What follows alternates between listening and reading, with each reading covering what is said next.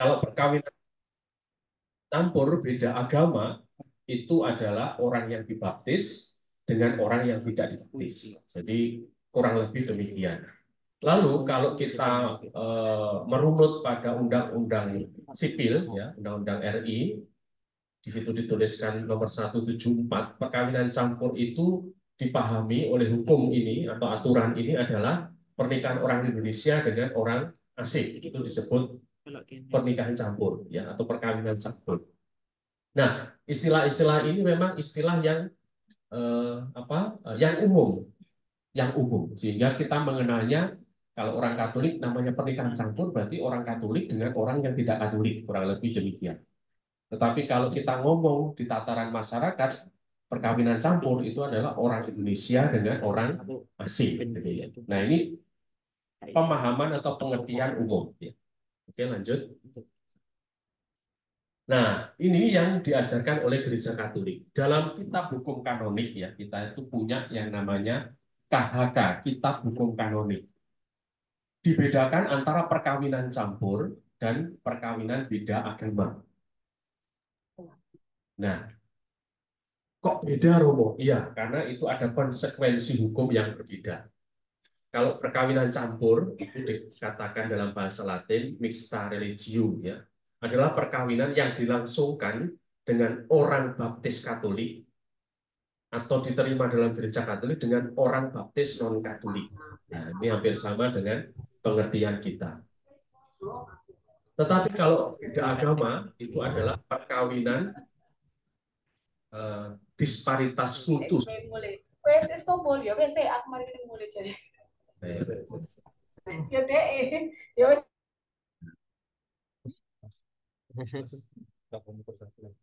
Oh ya. Lalu perkawinan beda agama itu adalah perkawinan yang terjadi antara seorang baptis Katolik dengan seorang tak dibaptis. Ya, jadi jelas ya kalau dalam pemahaman. Nah, kalau perkawinan campur tadi, perkawinan campur mempunyai sifat sakramental sejauh dilaksanakan secara sah antara dua orang yang sama-sama telah dibaptis secara sah. Jadi yang disebut sakramen perkawinan itu adalah dua-duanya dibaptis. Yang pertama tentu adalah sama-sama Katolik jelas ya, karena sama dibaptis. Tetapi orang Katolik dengan orang yang dibaptis tidak Katolik, kalau sakramen baptisnya diakui oleh gereja Katolik juga disebut sakramen. Contohnya, orang Katolik menikah dengan GKJW. Orang Katolik menikah dengan Kristen Pentakosta.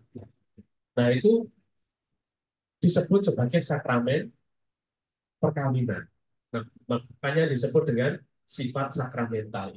Nah, sedangkan beda agama dianggap oleh gereja sebagai halangan yang menggagalkan. Jadi, ketika orang menikah dengan beda agama, itu sebenarnya tidak sah.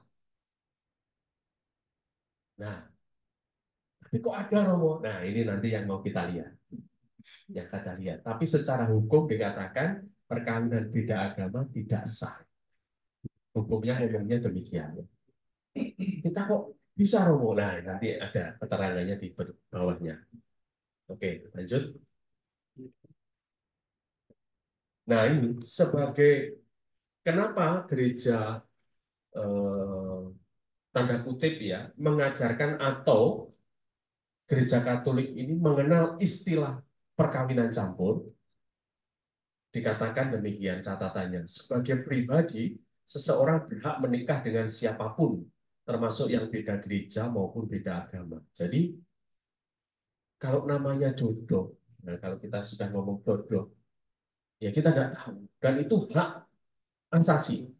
Sehingga orang boleh menikah dengan yang namanya beda agama, beda gereja. Nah, itu catatan yang harus kita pahami. Sebagai orang beriman, ia memiliki kewajiban moral untuk melindungi diri terhadap segala sesuatu yang dapat membahayakan imannya. Catatan yang kedua, kalau sudah ngomong keyakinan lain atau agama lain, lah bisa jadi dalam hidup bersama ini menjadi sesuatu yang tidak mudah. Dalam bahasa hukumnya disebut membahayakan imannya. Catatan berikutnya, Kesatuan iman sangat penting dan menentukan untuk kesejahteraan pasangan dan pendidikan anak. Jadi catatan yang ketiga, kalau beda keyakinan atau bahkan mungkin kita ngomongnya cuma beda gereja, itu ada kesulitan tentang kesatuan pemahaman. Nah, kenapa? Ya bisa jadi karena ajaran iman masing-masing itu bisa jadi berbeda. Sehingga kalau namanya ngomong baik itu, kalau agamamu baik begini, agamaku baik beginilah, itu kadang nanti tidak ketemu. Nah, ini yang bisa jadi menjadi eh, kesulitan-kesulitan yang muncul. Ya. Jadi ada 3 catatan itu. Lanjut catatan yang berikutnya. Namun, nah ini, gereja menyadari akan kompleksitas dan pluralitas situasi masyarakat di mana orang-orang Katolik hidup berdampingan dengan non-Katolik. Jadi pemahaman perkawinan campur itu muncul karena ya kita sadar betul bahwa di dunia ini tidak hanya orang yang beragama Katolik saja, ada agama-agama yang lain. Nah, inilah yang juga menjadi pemikiran gereja, maka muncullah istilah atau ajaran kalau mau boleh dikatakan tentang perkawinan campur dan beda agama.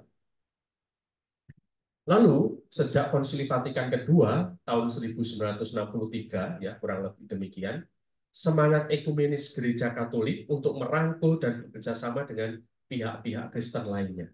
Jadi memang sejak Konsili Vatikan kedua ini, Gereja Katolik yang dulu sangat tertutup dengan gereja-gereja lain, ini mulai terbuka. Inilah yang disebut dengan semangat ekumenis. Semangat ekumenis antara gereja Katolik dengan gereja yang lain. Serta kesadaran akan kebebasan beragama telah mendorong gereja Katolik sampai pada pemahaman dan realita terjadinya perkawinan beda gereja maupun beda agama. Jadi tidak pernah boleh orang memaksakan agama. Itu sudah prinsip bahkan bagi orang Katolik. Jadi sejak Konsili Vatikan kedua, gereja Katolik terbuka, artinya dia melihat gereja yang lain itu menjadi bagian. Maka semangat untuk menyatukan itu muncul. Maka pernikahan campur ini menjadi sebuah alternatif, ya, atau bahasanya ajaran yang bisa dipakai. Lalu yang kedua tentu adalah kebebasan beragama. Karena sudah banyaknya agama dan gereja Katolik mengakui bahwa ya kita juga harus menghormati agama yang lain. Maka kebebasan beragama itu muncul. Oke, lanjut. Maka, nah ini, dalam kanon 1124, jadi kita itu selain kitab suci atau Alkitab, itu punya satu dokumen lagi yang disebut Katekismus Gereja Katolik.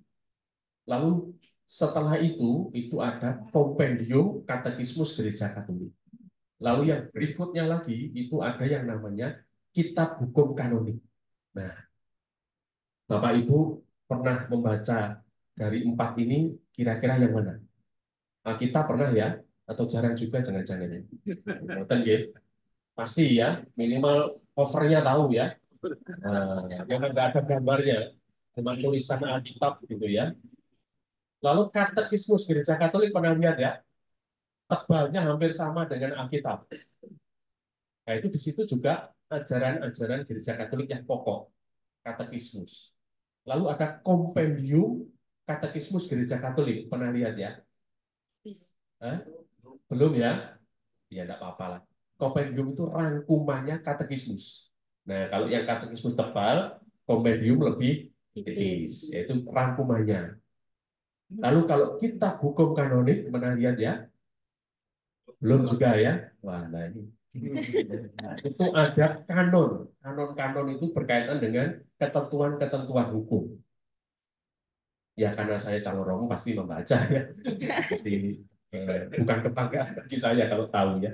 Nah, katekismus kitab hukum kanonik inilah yang menuliskan ketentuan-ketentuan hukum, ketentuan-ketentuan. Sehingga katekismus ketentuan hukum atau KHK ini, kitab hukum kanonik ini memang bicara tentang hukum-hukum gereja Katolik. maka pasti bahasanya nanti adalah tidak sah, dilarang, semacam itu, karena itu bahasa-bahasa hukum. Makanya ketika gereja Katolik mengatakan ini tidak boleh, ini boleh, itu sebenarnya mengacu pada kitab hukum kanoni. Nah, makanya dalam pernikahan campur itu ada ditulis dalam kitab hukum kanonik. Nah, yang kanon 1124 itu saya beri judul provokatif memang. Perkawinan campur dilarang. Nah, ini kita bisa lihat. Perkawinan antara dua orang dibaptis yang diantaranya satu dibaptis dalam gereja Katolik atau diterima dalam setelahnya di dalamnya setelah dibaptis, sedangkan pihak yang lain adalah menjadi anggota gereja atau komunitas gerejawi yang tidak mempunyai kesatuan penuh dengan gereja Katolik tanpa izin jelas dari otoritas yang berwenang dilarang. Ini bahasanya, bahasa hukumnya. Itu bahasanya duowo ya. Intinya itu orang Katolik dibaptis ya dengan orang dibaptis tidak Katolik gitu ya. Lalu yang saya tebel itu dilarang. Ini ada sejarahnya Bapak Ibu ya. Jadi dulu yang ada itu gereja Katolik. Kita menyebutnya dengan gereja Katolik Roma atau gereja Latin bahasanya. Nah, ketika gereja itu satu dalam pemahaman gereja Katolik itu, maka ada gereja-gereja yang lain itu bagi orang Katolik tidak diakui. Mereka disebut heretik atau bid'ah. Maka perkawinan campur orang Katolik dengan gereja yang lain ini maka disebut dilarang. Karena ini orang yang ajarannya adalah berbeda dengan gereja Katolik. Nah, itu sejarahnya sebelum Konsili Vatikan kedua. Ya. Itu abad-abad sekitar abad 14 ya 13 sampai kurang lebih abad 15. Maka orang Katolik dilarang menikah dengan orang yang tidak Katolik. Dulu belum mengenal beda agama. Ya.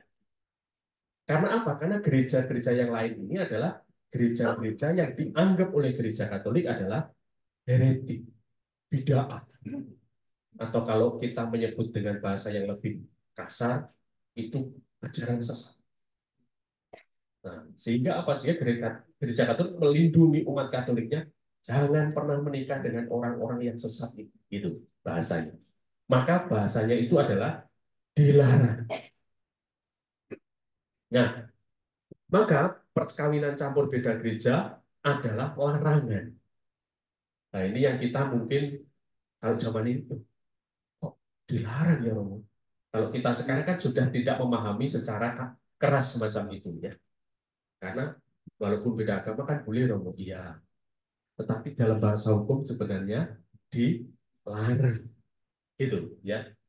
Karena itu seorang yang dibaptis Katolik dapat melangsungkan, nah ini ya, perkawinan dengan seorang yang dibaptis bukan Katolik setelah mendapat izin. Karena tadi dilarang, maka kok boleh Romo? Iya, karena dia mendapat izin. Namanya bahasa Latinnya lisensi. Siapa yang memberi izin? Ini disebut sebagai otoritas wilayah yang disebut dengan uskup. Jadi orang Katolik yang menikah dengan Kristen itu dia harus mendapat izin uskup sehingga dia boleh melangsungkan perkawinan beda gereja. Nah, maka yang terjadi yang Bapak Ibu alami atau ketahui sekarang ini sebenarnya yang menikah itu karena mendapat izin dari uskup. Tapi saya nggak pernah ngerti loh, tiba-tiba saya juga bisa nikah itu sama Kristen. Iya, karena yang ngurus izin bukan mempelainya. Yang ngurus izin adalah paroki gereja. Sehingga kok lancar aja saya nggak pernah minta izin loh. Iya, karena yang ngurus izinnya adalah gereja paroki. Gitu ya. Jadi secara hukum sebenarnya itu. Sebenarnya ada hal-hal yang umat sebenarnya enak karena semua diurus paroki. Gitu ya. Padahal secara hukum ini dilarang. Oke, lanjut. Nah, Kalau pernikahan beda agama, ini judul saya ya, ini bukan judul dokumen. Perkawinan beda agama tidak sah. Nah, ini juga provokatif ya judulnya. Nah, dalam kanon 1086 itu dikatakan demikian. Perkawinan antara dua orang yang diantaranya satu telah dibaptis dalam gereja Katolik atau diterima di dalamnya dan tidak meninggalkan dengan tindakan formal, sedangkan yang lain tidak dibaptis adalah tidak sah. Gitu ya. Kalau mau dibahasa, ini bahasa hukumnya memang bulat gitu ya. Ini kok koma-koma dan tidak seterusnya. Sebenarnya ya bahasa sederhananya, orang Katolik menikah dengan orang tidak Katolik atau tidak dibaptis itu tidak sah.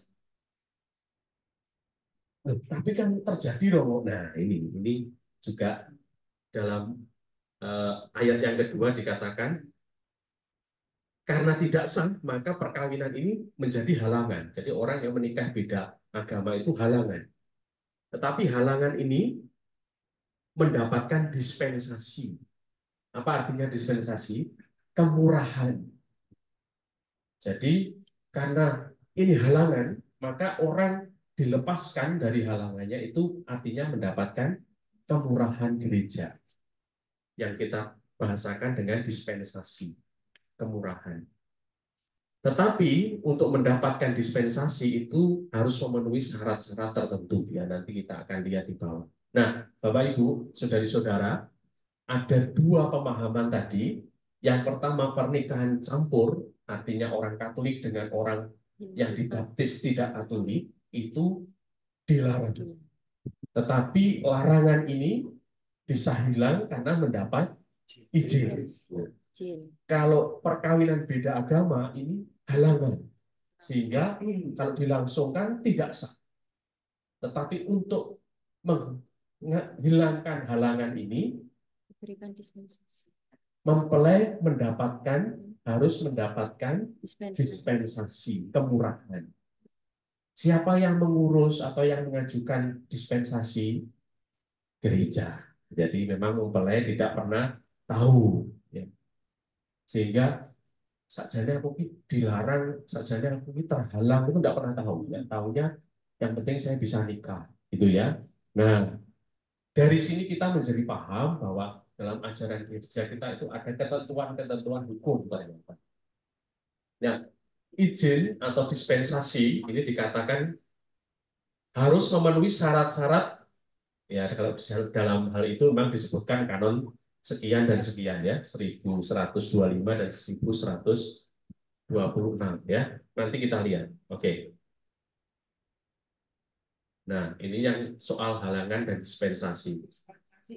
Perkawinan beda agama dianggap oleh gereja sebagai halangan yang menggagalkan. Jadi kalau orang tanya, oh, mau saya boleh menikah dengan orang Hindu? Oh, tidak boleh. Itu halangan. Jawabannya harus gitu kalau bahasa hukum, ya. Karena itu agar perkawinan itu sah dibutuhkan dispensasi dengan memenuhi syarat-syarat tadi yang ditentukan, ya. Maka kalau melihat dua istilah tadi, perkawinan campur dan perkawinan beda gereja, kira-kira lebih berat mana? Kalau campur itu dilarang, kalau beda agama itu halangan. Lebih berat mana? Hah? Nah, kalau orang tua itu melarang sama menghalangi itu lebih berat mana? Hah?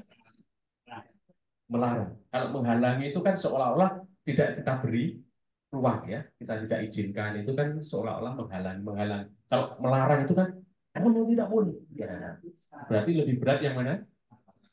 Campur. Kamu kok malah dengan gereja lain kok malah lebih berat, Romo? Kan harusnya lebih berat agama yang lain. Kan jelas-jelas beda.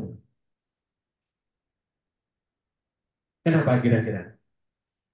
Karena sejarah tadi. Kalau dengan agama lain, ya jelas memang Katolik berbeda dengan agama yang lain. Maka kita menghormati. Ya. Ini sebelum Konsili Vatikan kedua. Ya. Tetapi dengan agama dengan beda gereja kita menganggap mereka itu ajaran sesat. Maka tidak boleh dilarang. Nah, itu cerita di baliknya. Maka kenapa? Karena kemiripan, kalau kita sebut Kristen ya, Katolik Kristen itu kan ada kemiripan. Tapi kemiripan ini berbahaya dalam bahasa hukum itu adalah menyesatkan. Itu pemahaman sebelum Konsili Vatikan kedua. Ya, setelah Konsili Vatikan kedua, gerakannya, semangatnya itu berbeda. Bahwa Gereja Katolik ingin merangkul kembali saudara-saudari kita yang beriman Kristen. Nah, maka terbuka. Maka muncullah yang namanya tadi izin tadi. Nah, kurang lebih ada hal-hal semacam itu yang memang dalam sejarah gereja ini ada dinamikanya yang luar biasa. Oke, kita lanjutkan ya. Nah, ini syaratnya. Untuk mendapatkan izin atau mendapatkan dispensasi, itu biasanya calon mempelai ini diminta untuk membuat yang namanya pernyataan. Nanti ditandatangani oleh orang mempelai Katolik dan mempelai yang tidak Katolik. Pernyataannya demikian isinya. Pihak Katolik menyatakan kesediaan menjauhkan bahaya meninggalkan iman. Jadi dalam pernyataan itu berbunyi bahwa yang Katolik tidak atau menjauhkan diri dari bahaya untuk meninggalkan iman. Itu satu. Lalu berjanji secara jujur akan berbuat segala sesuatu sekuat tenaga agar semua anaknya dibaptis dan dididik dalam Gereja Katolik. Itu ada dalam pernyataan itu. Yang berikutnya, pihak non-Katolik diberitahu mengenai janji-janji pihak Katolik. Maka biasanya walaupun menikah tidak sesama Katolik, mereka harus ikut kursus perkawinan supaya yang tidak Katolik juga mengerti ajaran Gereja Katolik. Ya. Lalu pihak Katolik dan non-Katolik hendaknya diajar mengenai tujuan dan ciri-ciri hakiki perkawinan yang tidak boleh mereka kecualikan. Ya. Yang satu, ya, monogami dan tak terceraikan. Nah, dokumen ini atau kalimat-kalimat ini ada dalam pernyataan. Dalam satu lembar pernyataan itu akan ditandatangani oleh mempelai Katolik, ya, mempelai Katolik akan tanda tangan. Lalu yang kedua diketahui oleh pihak tidak Katolik, dia akan juga tanda tangan. Lalu ada kolomnya mengetahui, oh enggak ada ya, mengetahui romonya enggak ada ya, ya apa ya? Ya, jadi ada dokumen yang ditandatangani. Ada dokumen yang ditandatangani. Itu yang memang diketahui kalau mereka mengurus perkawinan atau kanonik itu, ya. Jadi memang ini tidak kalau dulu Bapak Ibu menikah dengan orang Katolik tentu tidak tahu tentang form itu atau berkas itu. Tapi kalau dulu mungkin menikah dengan tidak Katolik, Bapak Ibu pasti mengenal itu karena harus ditandatangani. Oke, lanjut. Nah, maka form tadi itu adalah kebijakan gereja lokal. Jadi uskup atau KWI itu bisa membuat pernyataan yang lain lagi. Misalkan dengan berjanji dan seterusnya. Tapi kita hanya diminta sesuai dengan ketentuan KWI itu hanya membuat pernyataan dalam satu lembar itu. Satu lembar itu yang pokok, satu adalah tidak meninggalkan iman Katolik, kedua adalah dengan sekuat tenaga mendidik dan membaptis anak secara Katolik. Ini dua pernyataan yang harus dibuat. Itu baik oleh orang Katolik dan diketahui oleh orang tidak Katolik. Maka saya selalu mengatakan, ini mempelaimu pasanganmu ini janji untuk baptis anak. Jadi nanti kalau ada anak, kalau mempelaimu, calon pasanganmu ini yang Katolik itu akan ngotot baptis, kamu tidak boleh marah. Karena dia sudah berjanji. Nah, itu diketahui oleh pihak tidak Katolik. Memang pada kanonik itu biasanya tidak ada kesulitan. Karena yang mau nikah, ya pokoknya tak tanda tangani. Tapi setelah menikah biasanya baru muncul persoalan-persoalan. Oke, lanjut.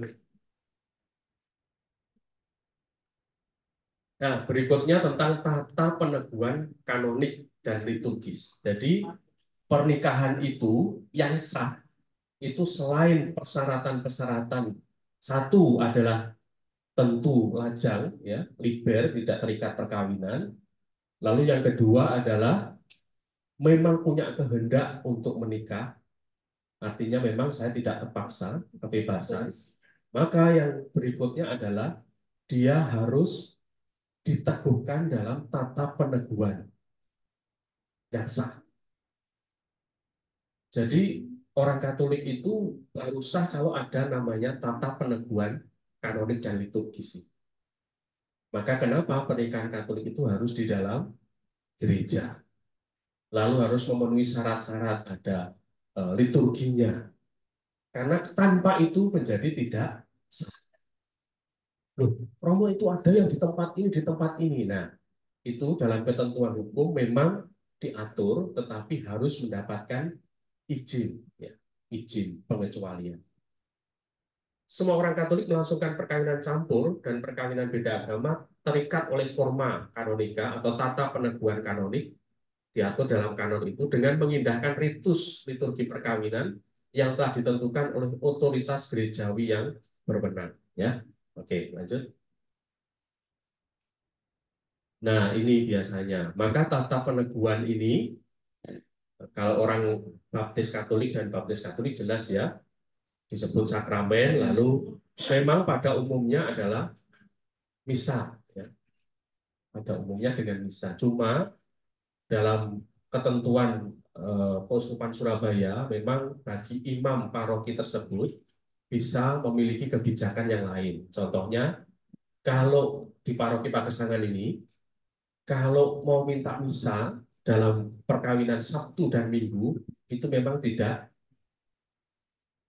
dilakukan atau tidak diberikan. Karena apa? Karena Sabtu dan Minggu itu disepakati sebagai hari komunitas, sehingga romonya itu sudah beberapa kali misa. Maka kalau misa biasanya ditawarkan, oh kalau kamu pakai misa, kamu bisa cari romo di luar paroki. Itu bagi yang sama-sama Katolik, ya. Lalu yang kedua, dengan yang tidak Katolik tadi, tetapi baptisnya diakui, itu juga disebut sakramen. Tetapi biasanya memang dianjurkan di luar misa. Karena kalau bersama misa, bagi yang tidak Katolik dan keluarga, ini nanti delungan-delungan.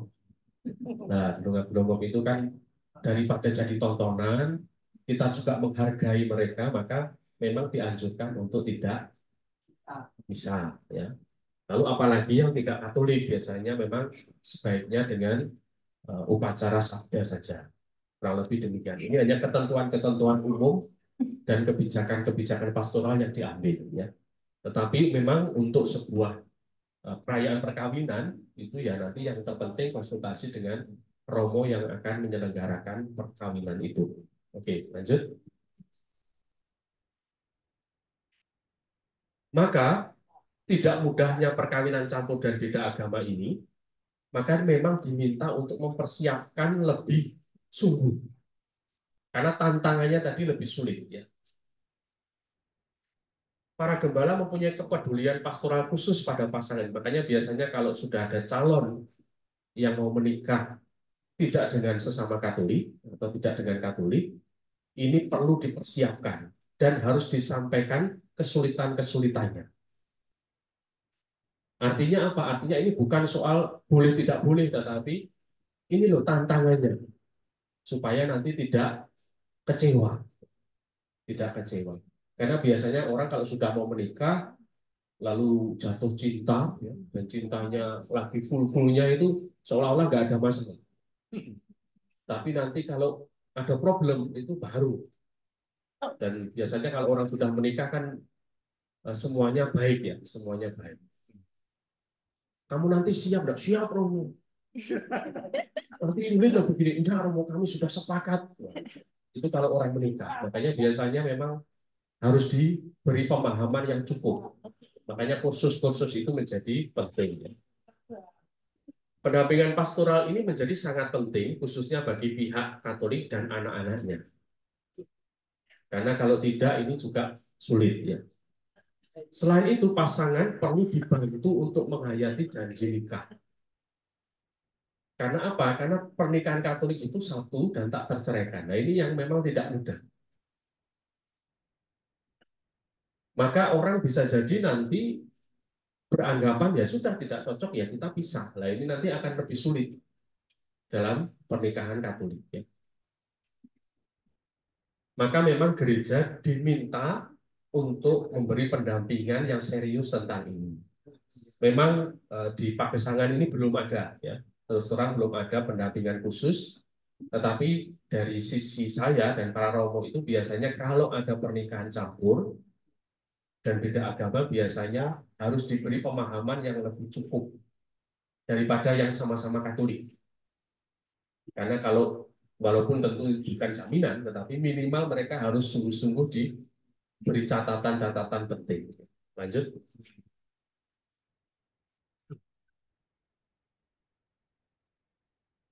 Nah, mungkin Bapak Ibu mengenal perayaan perkawinan ekumene, ya.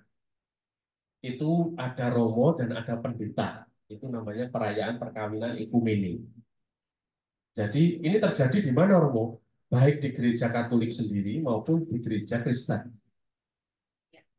Apakah sah, romo? Ini sah. Nanti ada izin dispensasi peneguhan perkawinan.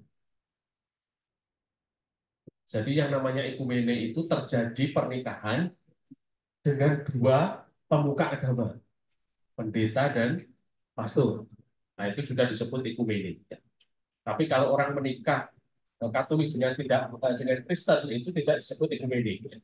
Tetap pernikahan Katolik.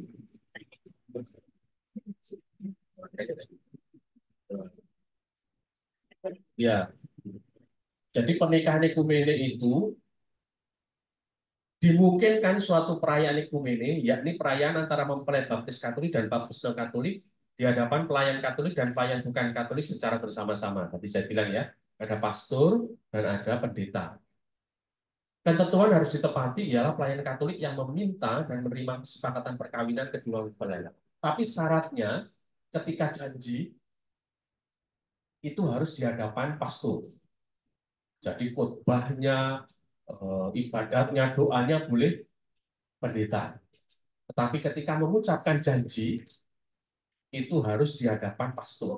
Jadi pastornya yang di depan, lalu ada mempelai yang mengucapkan janji perkawinan.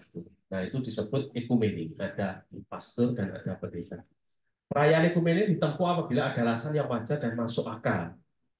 Misalnya, guna mempromosikan gerakan ekumene yang sehat, ketidakmungkinan pihak bukan Katolik merayakan perkawinan di luar gereja, atau komunitasnya tanpa timbul sandungan berat mengingat jabatan dan seterusnya. Jadi kadang-kadang ini dilakukan atau dipilih karena memang pihak yang Kristen ini memang mungkin orang tuanya pendeta gitu ya, atau orang tuanya majelis gereja tertentu, maka mereka tetap ngotot harus minta.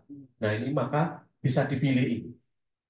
Tapi kalau enggak begitu jangan diberi alternatif. Loh, kamu Kristen? Oh ya nanti kamu mau tak ekumene? Jangan. Jadi ini pilihan terakhir ya. Opsi terakhir, jangan menjadi pilihan pertama atau alternatif ya. Karena memang biasanya kalau sudah jadi anaknya majelis, anaknya pendeta, tentu anaknya mau menikah di secara Kristen. Nah, itulah yang bisa dipilih cara ini begitu. Tetapi jangan diberikan alternatif. Loh, kamu Kristen dong? Ayo coba kita buat ekumene aja, mungkin meriah. Nanti yang tur-tur biar Kristen, nanti yang romonya yang janji. Karena lagunya gereja Katolik itu kurang menarik.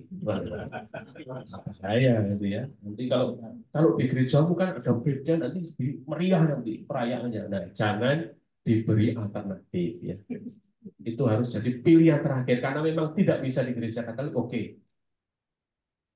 Kalau gitu kita coba alternatif ekumene. Nah, ekumene inilah yang memang tetap harus mendapatkan pendampingan dengan imam setempat atau pastor paroki karena harus memenuhi ketentuan-ketentuan hukumnya ya. Oke, lanjut. Nah, ini yang terjadi dalam gereja Katolik tidak mengalami kendala karena gereja kita bisa memberikan dispensasi terhadap perkawinan tersebut. Ya. Jadi memang dalam gereja Katolik perkawinan beda agama ini tidak sulit karena ada dispensasi. Nanti kita lihat kesulitannya. Dengan menikah secara Katolik atau diberkati di gereja tidak menjadikan pihak non-Katolik harus menjadi Katolik. Agama dan kepercayaan adalah hak setiap orang. Jadi perkawinan beda agama ini memang tidak membuat yang tidak Katolik jadi Katolik. Tetap dengan agamanya. Kesulitan, nah ini yang sekarang. Kesulitannya yang muncul itu sekarang itu adalah di catatan sipil. Karena catatan sipil tidak mau mencatat kalau ada identitas KTP yang berbeda agama. Lalu bagaimana caranya Romo? Nah ini memang ya kita tidak bisa. Karena gereja tidak bisa mengubah KTP. Nah ini kesulitan. Maka kesulitan-kesulitan ini memang membutuhkan konsultasi kasus per kasus ya. Karena tidak bisa dijawab harus begini, tidak bisa. Tetapi yang harus saya katakan kepada calon yang menikah beda agama, saya katakan ini sipil sulit. Maka kamu harus belajar banyak dulu tentang sipil, lalu bagaimana ini bisa diatasi. Saya selalu mengatakan itu, supaya mereka tahu betul kesulitannya. Lanjut. Nah, akhirnya, ya ini sudah mau mendekati selesai ya. Saya sebut akhirnya ya. Bapak Ibu bisa rileks saja. Ini santai saja ya, artinya bisa sambil makan, minum, monggo. Ini bukan liturgi, jadi kita bisa santai. Bagi gereja Katolik kawin campur bukan hanya sekedar masalah hukum atau aturan, melainkan masalah yang menyangkut berbagai macam aspek psikologis, ya. Harmoninya antara suami istri, sama-sama Katolik saja loh. Masalah juga ada. Apalagi yang tidak Katolik, nah itu juga harus disiapkan. Bukan awas ya, bahaya loh itu. Saya bukan ngomong gitu. Tetapi disiapkan. Jadi nanti kalau enak pikiran soal itu harus siap, begitu kurang lebih. Ya. Karena kalau tidak nanti kaget. Moral teologis jelas, ajarannya itu jelas beda. Ya. Ajarannya beda. Nah ini yang tidak mudah.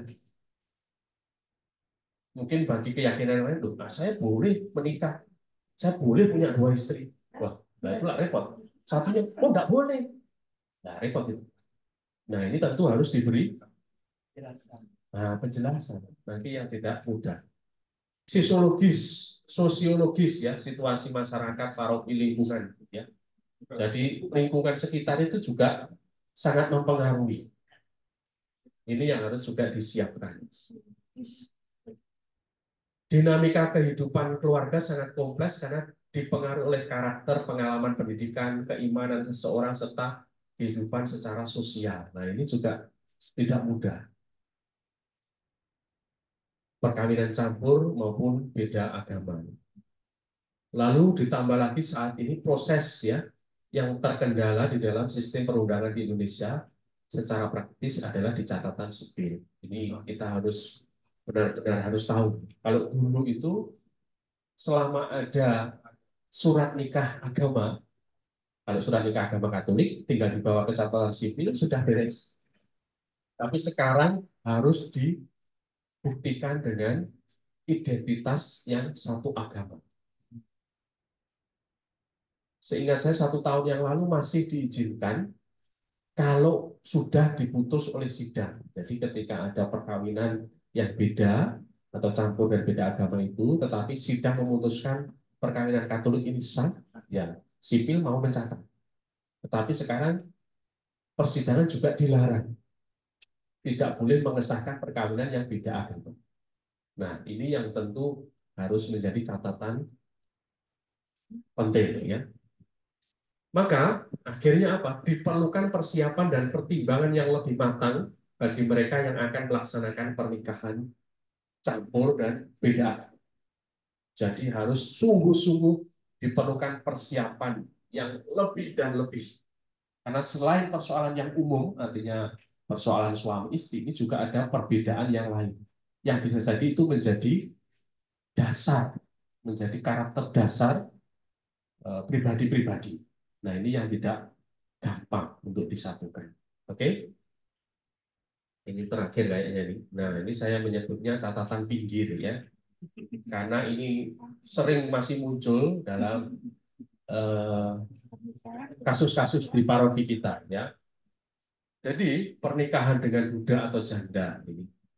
Jadi orang yang menikah dengan duda atau janda atau yang pernah menikah sebelumnya, kalau cerai mati, artinya memang dudanya ini karena cerai mati, karena pasangannya sudah meninggal, itu bisa langsung mengurus pernikahan. Jadi boleh. Jadi orang Katolik ketika menikah dengan orang yang sudah menikah, tapi pasangannya ternyata sudah meninggal, itu otomatis boleh. Ya. Tetapi kalau cerai hidup, ini saya beli huruf besar semua ya, membutuhkan proses. Kalau yang Katolik sama Katolik sih biasanya sudah ngerti ya, harus ada mengurus di tribunal yang sebenarnya bukan mengurus perceraian, tetapi di tribunal itu mengurus pembatalan. Apa bedanya perceraian dengan pembatalan? Kan sama-sama pisah, Romo. Iya.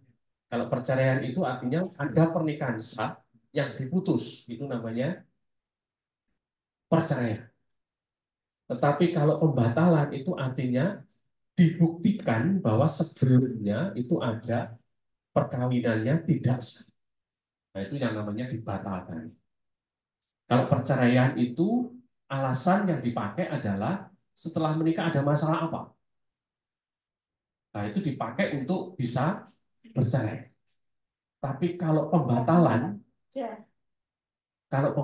itu harus dibuktikan sebelum menikah itu ada masalah apa.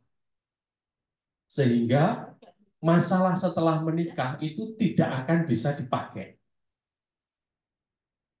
Jadi misalkan, lalu Romo ini setelah menikah ternyata orangnya kasar, ngamplangan dan seterusnya. Ini tidak bisa dipakai untuk membatalkan. Nah, itu susahnya dan repotnya bagi orang Katolik. Maka ketika ada itu, biasanya pertanyaannya, sebelum menikah pernah enggak terjadi ya perilaku-perilaku kasar, karakter-karakter kasar dari pasangan? Nah, itu yang harus dicari. Nah, itu bedanya perceraian dengan pembatalan. Ya.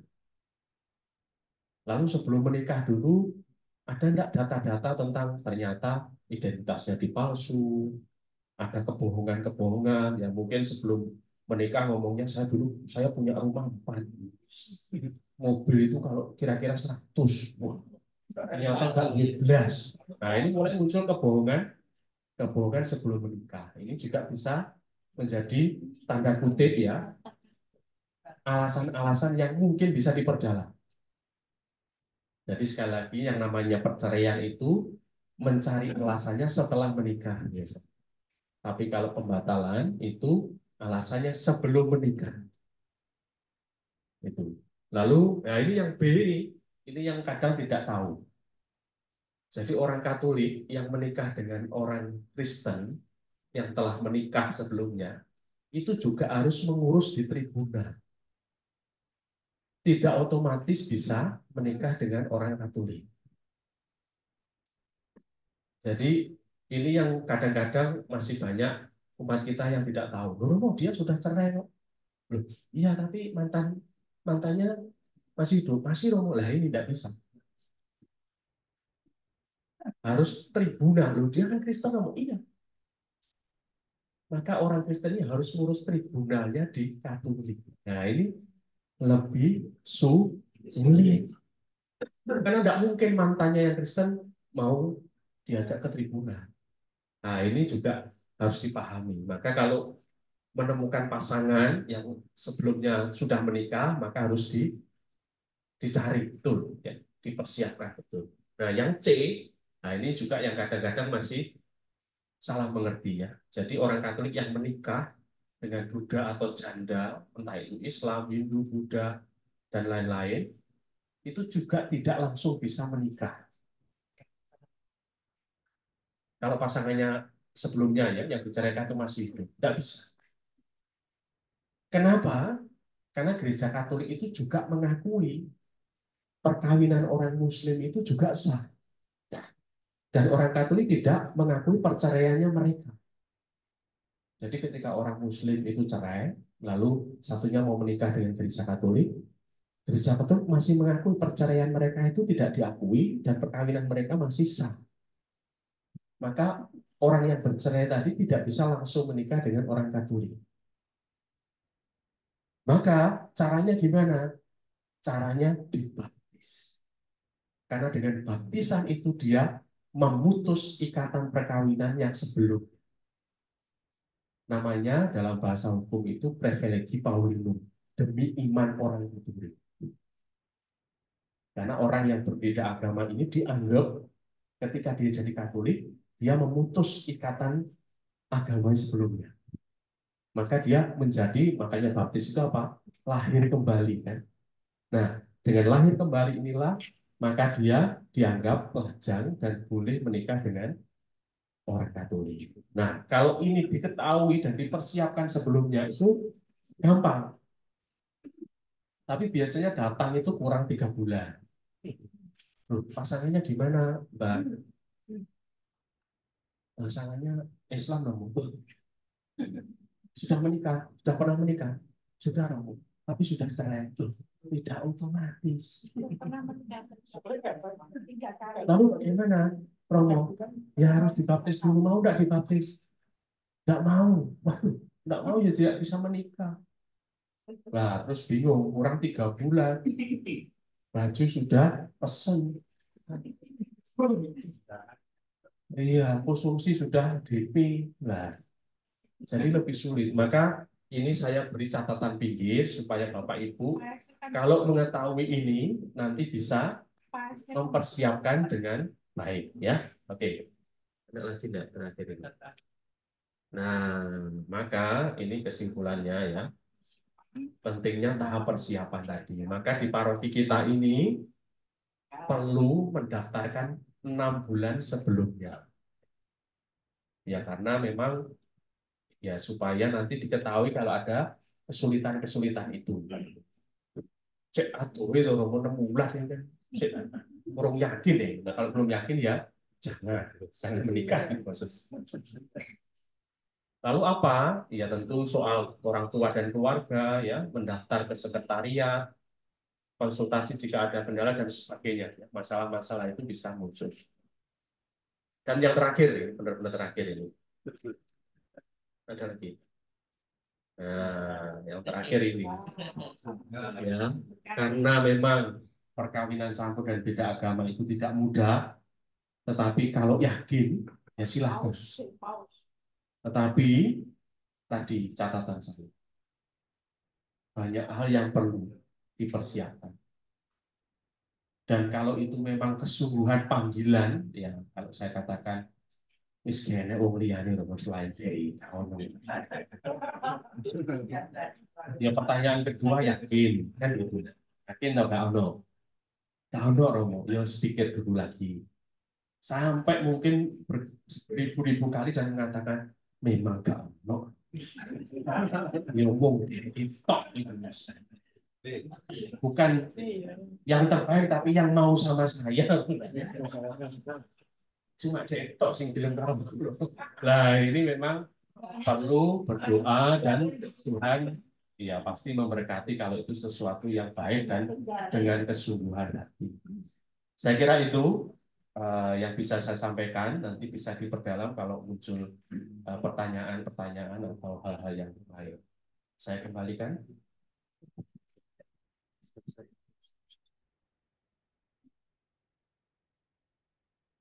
Terima kasih kepada Romo Rudi yang telah menjelaskan dan memberikan pengarahan tentang bagaimana perkawinan beda agama dan perkawinan campur.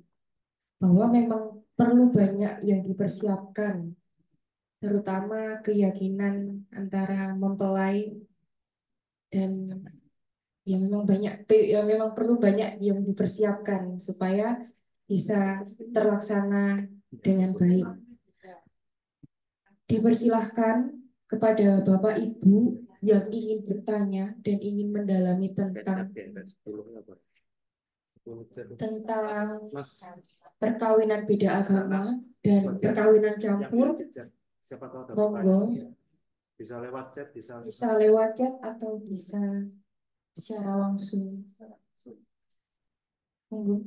Yang langsung silakan. Nah, itu tak masuk. Nah, ini ada pertanyaan ditampung dulu Mas Dana. Sangat terima Apa itu? Perkenalan dulu, saya nama Markus Abudianto yang biasa dipanggil Markus. Jadi untuk mengatasi perkawinan beda agama, terutama di catatan sipil, apakah ini tidak bisa diatasi dengan si calon yang beda agama ini membuat surat pernyataan bahwasanya saya mulai tanggal sekian sudah masuk Katolik. Ini untuk mengatasi di catatan sipil. Karena mungkin di agama lain juga mungkin bisa terjadi ya. Jadi umpamanya agama lain mungkin juga memakai surat-surat seperti itu.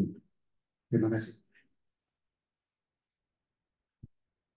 Terima kasih. Mungkin ada lagi dari Bapak Ibu yang ditanyakan. Boleh bertanya, Mbak? Silakan. Siapa yang mau? Halo, Oh iya, Bisa on cam. bisa on cam ya, Mas atau Pak? Nah, sudah. Ya, terima Tapi, kasih. nah. Silakan. Masih di Bisa Dian. suaranya tidak ada.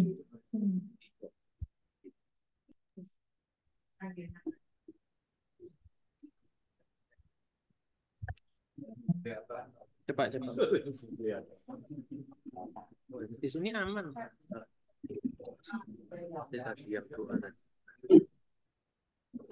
Untuk pertanyaannya bisa chat saja ya, Mas? Karena Iya. oh, Lewat chat aja ya. oh tidak masuk, Mas. Oh, sudah masuk. Ya. Iya, perkenalkan Romo, saya Ersa Romo. Nah, ya. Iya, ingin bertanya Romo, jadi apa namanya? Memang kan tadi pemaparannya baik sekali Romo, terima kasih atas informasi-informasinya. Eh, Mungkin memang pada saat ini saya juga akan menjelang ke apa namanya pendaftaran ke pernikahan ya Romo. Nah, apa namanya memang kesulitannya yang kami alami adalah ketika pencatatan sipil Romo.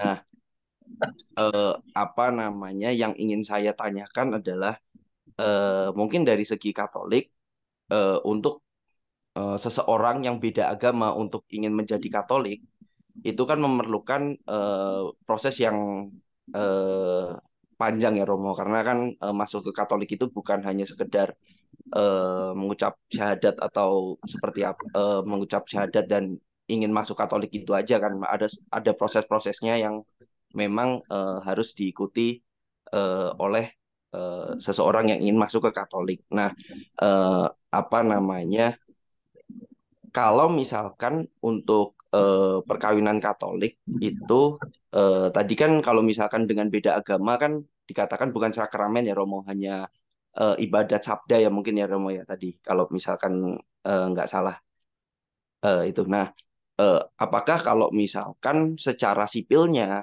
itu dilakukan di agama lain tapi apa namanya proses di agama Katolik saya mendapatkan apa namanya pemberkatan secara misa sabda gitu, apakah boleh Romo? Itu pertanyaan dari saya Romo. Terima kasih.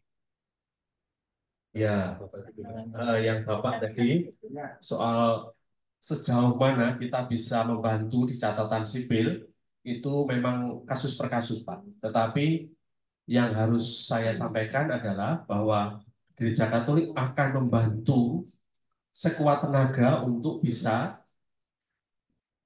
dipenuhi di catatan sipil. Jadi saya tidak bisa menyampaikan harus ini harus itu karena ada perbedaan-perbedaan di tiap, mulai dari kelurahan atau bahkan di tingkat RT RW saja sudah mulai diminta persyaratan-persyaratan tertentu. Maka kalau soal itu, apapun yang bisa dilakukan oleh gereja itu akan dilakukan sejauh memang gereja sudah mengesahkan perkawinan itu. Jadi misalkan tadi ada yang apakah boleh dikatakan bahwa dia adalah warga gereja Katolik? Ya kalau memang itu persyaratannya, kenapa tidak? Yang jelas surat baptis tidak akan ada. Sehingga walaupun dia punya KTP Katolik tapi suruh menunjukkan surat baptis tidak ada, ya kita anggap dia tidak Katolik. Artinya apa? Ya memang kita perlu membantu apa yang memang bisa dibantu, kurang lebih begitu. Ada yang cukup dengan mengatakan bahwa dia adalah calon Katolik, atau kita menyebutnya ini adalah katekumen, orang yang mau jadi Katolik. Itu juga ada yang mau mencatat, artinya mau mengubah agama di KTP, itu juga ada. Jadi memang berbeda-beda di tiap tempat, ya. Jadi tapi intinya memang di sekretariat ini sudah saya minta untuk membuat skenario-skenario yang dimungkinkan. Itu soal administrasi di sipil, ya. Tetapi kalau tiba-tiba harus dibaptis itu yang tidak mungkin. Ya. Tetapi secara administrasi atau apapun itu bisa. Ya. Tetapi saya tidak bisa mengatakan dengan memakai ini, karena memang lain-lain atau beda-beda. Itu Pak, kurang lebihnya tentang persyaratan-persyaratan itu. Jadi untuk membantu wisata sipil, Ya, jadi bisa pernyataan bahwasannya mulai saat ini saya sudah menjadi Katolik, begitu. Nah, pertama itu mengubah KTP dulu sebenarnya. Nah, mengubah di KTP itulah yang membutuhkan tadi. Kadang pernyataan nggak mau, keterangan nggak mau, dia minta surat baptis. Wah, itu yang repot. Kalau surat baptis ini iya jalur memang belum dibaptis. Dan itu yang memang perlu ya tadi kasus per kasus tadi. jadi seperti yang jelas saya baca itu perkawinan anaknya Sule dengan Mahalini. Mahalini kan orang Hindu kalau tidak salah, orang Bali. Nah ini si Mahalini ini caranya gimana? Kok dia dari catatan sipil bisa mengeluarkan atau mengizinkan gitu? Apa sebelumnya dia bikin surat Saya nggak ada Pak, nggak pernah kontak dengan Mahalini. Ya. Tapi kalau contoh saja ini Romo. ya Contoh saja. kalau kasus itu ya memang akhirnya satu agama, sehingga bisa punya surat nikah sipil. Jadi intinya mereka berdua sudah satu agama. Nah, itu karena hanya itu yang bisa dilakukan. Nah, satu agama ini kan yang dibutuhkan kalau di tataran sipil kan ya dokumen, ya. Nah, makanya dokumen-dokumen ini yang memang harus menyatakan Katolik dengan Katolik. Gitu. Nah, kalau ini tidak Katolik, nah ini yang memang jadi problem. Maka harus diubah dulu, ini harus agamamu Katolik. Nah, untuk mengubah agama ini yang membutuhkan proses. Bahkan ada yang sudah tahu betul yang namanya surat baptis. Ini tak ubah Katolik kalau kamu mau menunjukkan surat baptis kan. Wah, itu yang sulit. Itu yang sulit. Itu Pak, kurang lebih. Lalu yang kedua tadi, apa tadi ya? Soal perayaan kayaknya tadi ya. Perayaannya tadi mungkin bisa tadi mana Masnya tadi?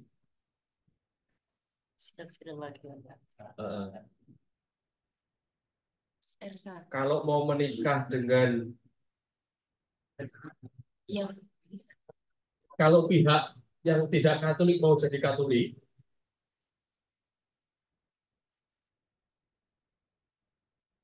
vaksin pesawat ini. Nah, ya kalau pihak yang tidak Katolik itu mau jadi Katolik, itu katekumennya bisa diperpendek. Karena memang sakrament baptis untuk yang mau menikah itu akan diizinkan untuk dipotong. Artinya tidak sama dengan yang reguler. Karena apa? Karena memang Gereja Katolik menghendaki dalam perkawinan itu sama-sama Katolik. Maka ketika ada calon mempelai yang tidak Katolik dan sedang dalam katekumen, itu juga bisa diperpendek. Artinya katekumennya tidak 10 bulan, tapi bisa jadi 6 bulan. Atau waktu pertemuannya diperbanyak. Misalkan dalam 1 minggu yang bisa sekali, jadi 2 kali atau 3 kali. Sehingga bahkan kalau mau setiap hari, ya tentu cukup 3 bulan, sudah bisa dipenuhi, kurang lebih demikian. Jadi memang ada kebijakan-kebijakan pastoral yang dalam situasi untuk mempersiapkan perkawinan. Tetapi kalau tidak artinya tetap dengan keyakinan yang sebelumnya, ya tentu dalam liturginya diharapkan tetap di Gereja Katolik yang kita sebut dengan forma kanonika dan liturgis tadi.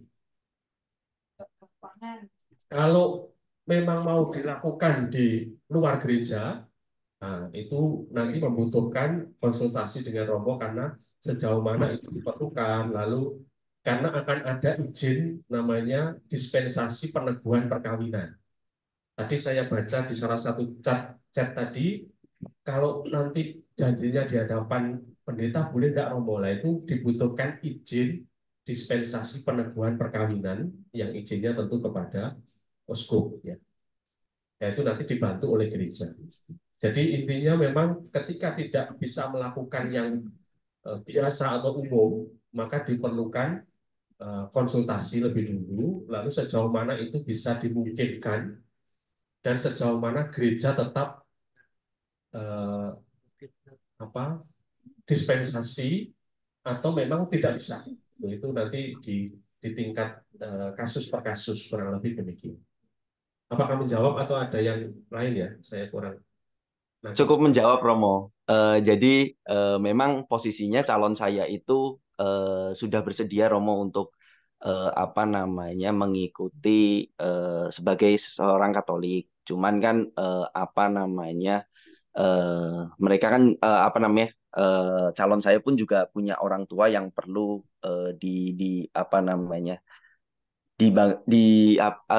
istilahnya kayak diikuti gitu Romo. Jadi maunya orang tuanya adalah oke, nggak apa-apa kalau kamu ingin ikut sama suami ke Katolik, tetapi permintaannya dia satu, kalau mau ada akad gitu, dia mau ada akad. Nah, jadi untuk melakukan pernikahannya itu dengan akad dan gereja kayak gitu bisa nggak sih Romo? Oh, ini Tetap akad nih, itu apa ya? Gereja tapi akad ya yo. ya. Gereja Katolik itu tidak mengizinkan pernikahan ganda, ya. Artinya pernikahan ganda itu dia menikah di agama yang satu, lalu nanti menikah lagi di Gereja Katolik, tidak bisa. Tapi orang yang rusak yang keuskupan Jakarta itu. Pernikahan ganda artinya.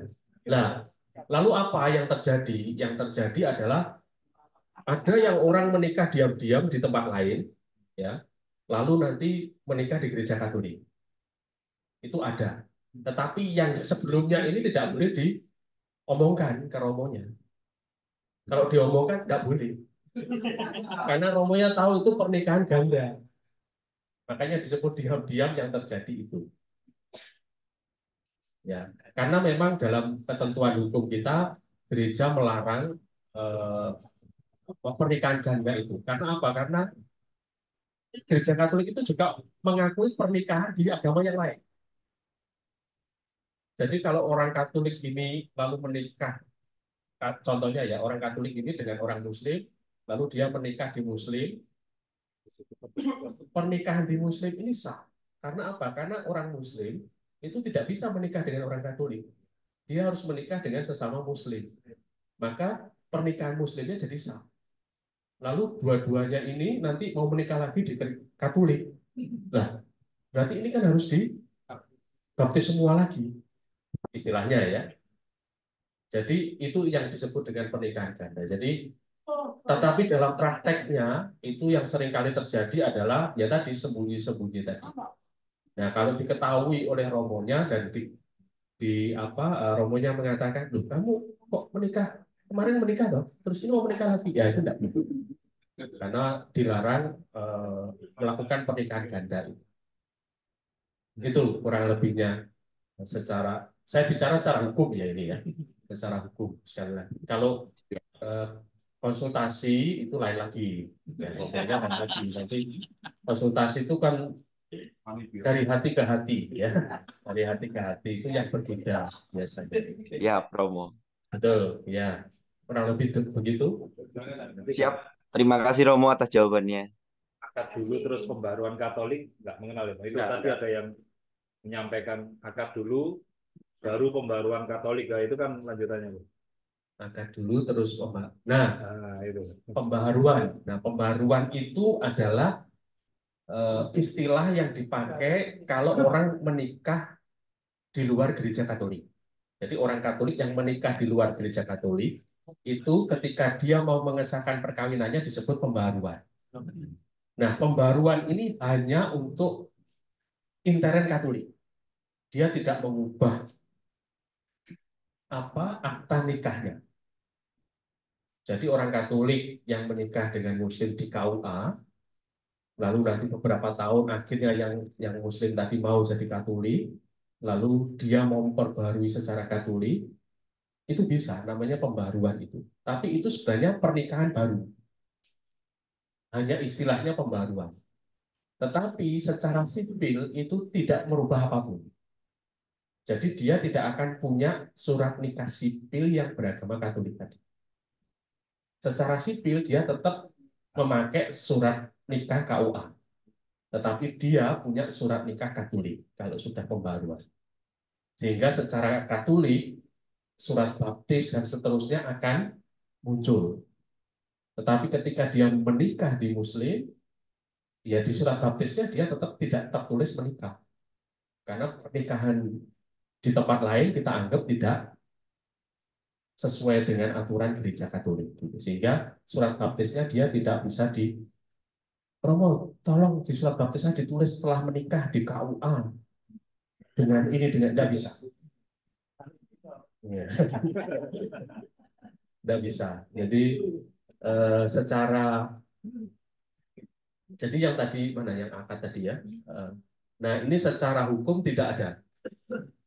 Jadi akad dulu terus pembaruan Katolik itu tidak ada dalam ketentuan hukum. Tetapi yang ada adalah pembaruan perkawinan.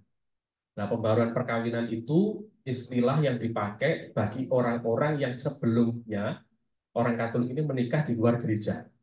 Karena ketika dia menikah di luar gereja, maka dia mendapat yang namanya ekskomunikasi, maka tidak boleh terima komuni.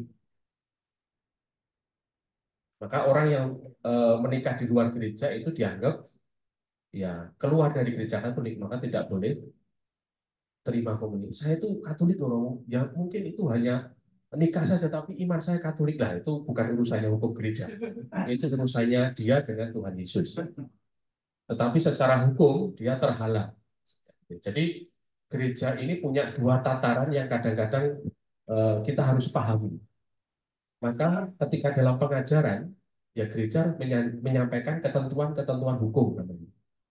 Tetapi dalam pendampingan iman, yang disebut dengan spiritualitas itu, ya itulah yang juga menjadi wilayah pastoral gereja.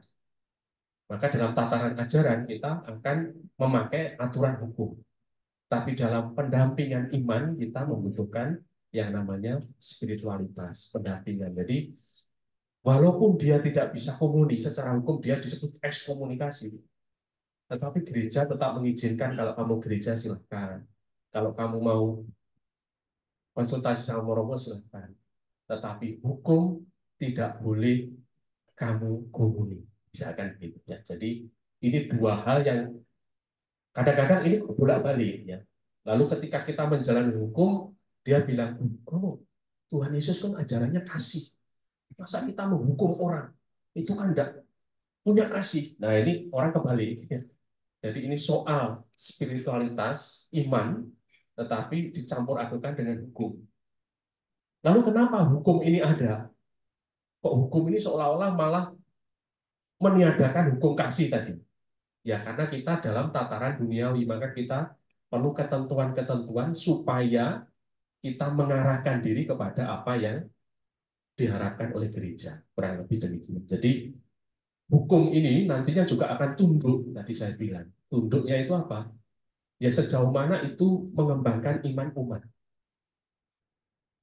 Maka Bapak Ibu mungkin beberapa juga sudah tahu bahwa Romo itu kan tidak boleh komuni. Saya menemukan dia boleh komuni di gereja yang di sana itu. Ada yang namanya tadi dispensasi kemurahan gereja. Tetapi itu tidak berlaku umum. Tidak berlaku umum itu apa? Siapa yang membolehkan itu? Oh, Romo Rudi. Oh, kalau Romo Rudi mati itu juga berhenti. Karena bukan sebagai gereja, tapi sebagai gembala tadi. Romo Rudi ini pindah dari Pagesangan memberi kemurahan kepada pribadi tertentu. Romo Rudi pindah ke paroki yang lain. Kemurahannya juga hilang. Karena ini bukan sebagai gereja, tetapi sebagai gembala dombanya itu. Nah, hukum dan tadi pastoral, kalau kita sebut dengan pengembalaan pastoral ini yang memang harus jelas begitu. Jadi kita ngomong dalam tataran apa ini? Tataran hukum, oke. Hukum ngomong tek itu jelas. Tapi dalam pengembalaan ini yang memang kasus per kasus tadi. Makanya kenapa Romo itu biasanya lebih tahu apa istilahnya hatinya umat. Ya. Romo itu kok kayak gitu. Romo kok mau aja. Oh iya, itu yang kamu lihat. Saya tahu hatinya. Nah, kurang lebih begitu. Sehingga kadang-kadang ya minta maaf, Romo ini sama orang yang kayak gitu kok. Romo kok baik gitu kadang-kadang. Jadi saya dulu diceritai salah satu Romo itu pernah dimarahi umatnya karena ngutangi satu umat yang sudah jelas-jelas ditipu oleh Romo, ditipu oleh umat ini. Romo kok masih mau? Romo itu ditipu. Tapi Romo tetap membantu orang itu. Lalu Romonya hanya menjawab, itu yang kamu lihat, saya lebih tahu hatinya. Mungkin saya ditipu menurut kamu, tapi minimal dia tahu Tuhan itu baik, ada yang selalu menolong untuk dia. Nah, itu yang kadang-kadang kita perlu melihat, ya. Jadi ya minta maaf kadang-kadang Romo memilih keputusan-keputusan yang tidak disukai itu, ya karena tahu bahwa oh dia pergulatannya itu demikian dan tidak mungkin akan diumumkan umat ya. Bapak Ibu, saya memberi kemurahan kepada ini karena dia nyumbang gereja 1 juta, sehingga saya beri izin, itu tidak mungkin. Kemurahan, tapi memang itu sebuah situasi pengembalaan atau pastoral. Nah, yang kita bicarakan di sini ini memang soal ketentuan hukum tadi ya. Oke, ada lagi Mbak? Ada lagi Romo. Banyak Romo. Nah, itu oke.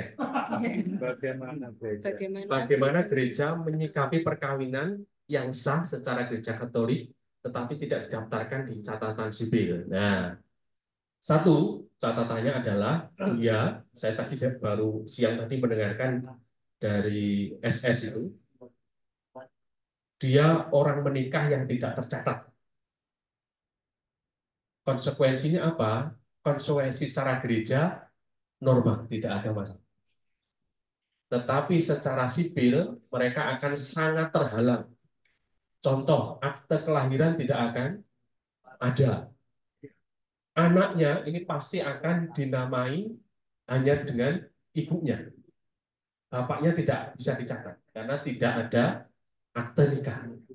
Nah, ini keunggulan perempuan itu di situ ya. Jadi walaupun buatnya bersama-sama ya, tetapi kalau tidak akta nikah, ini yang boleh dicatat hanya perempuannya, jadi ibunya. Itu secara sipil yang saya tahu. Lalu yang kedua, kalau tidak ada akta nikah itu juga tidak ada tunjangan keluarga kalau dapat gaji. Ya. Walaupun ngomong ini bojoku, anakku, tetap tidak dapat tunjangan keluarga karena mana buktinya? Ini digawaknya surat nikah gereja, ya. Ya kalau perusahaannya Katolik, ya. Oh benar. Kalau tidak kan tidak kenal dengan surat itu, harus surat nikah sipil. Nah itu jadi memang gereja mendorong semua pernikahan itu harus tercatat di sipil. Maka tadi ketika ada pernikahan campur itu ya banyak kesulitan. Kadang serobos susah daftar. Iya sekarang. Tapi nanti anakmu tambah gede susah itu. Maka kita terus gereja membantu sebisanya. Ya. Jadi perlu Bapak Ibu ketahui dengan ketentuan aturan tentang sipil ini, KBI sudah menulis surat ya, kepada Menteri Dalam Negeri untuk bisa mengakomodir karena gereja Katolik mengizinkan, gitu ya, kurang lebih demikian. Tetapi memang sampai hari ini tidak ada tanggapan tentang itu karena mereka tetap punya prinsip bahwa orang yang menikah ya harus satu agama dan mungkin itu menjadi pemahaman umum ya untuk saudara kita yang mayoritas ya memang kalau menikah ya sama-sama satu agama. Nah itu yang memang ya harapannya itu nanti tetap bisa didengarkan dan diakomodir. Karena sebenarnya kalau kita bilang catatan sipil kan ya mencatat saja. Dan itu dilakukan. Dulu itu ya pokoknya ada pernikahan, ada surat nikah agama tertentu, ya sipil langsung mencatat saja.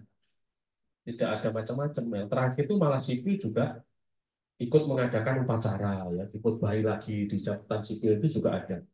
Yang baru-baru ini. Kalau dulu ya hanya dicatat saja selesai. Bahkan dulu orang bisa menikah di catatan sipil saja, itu tahun-tahun 80-an sekian gitu.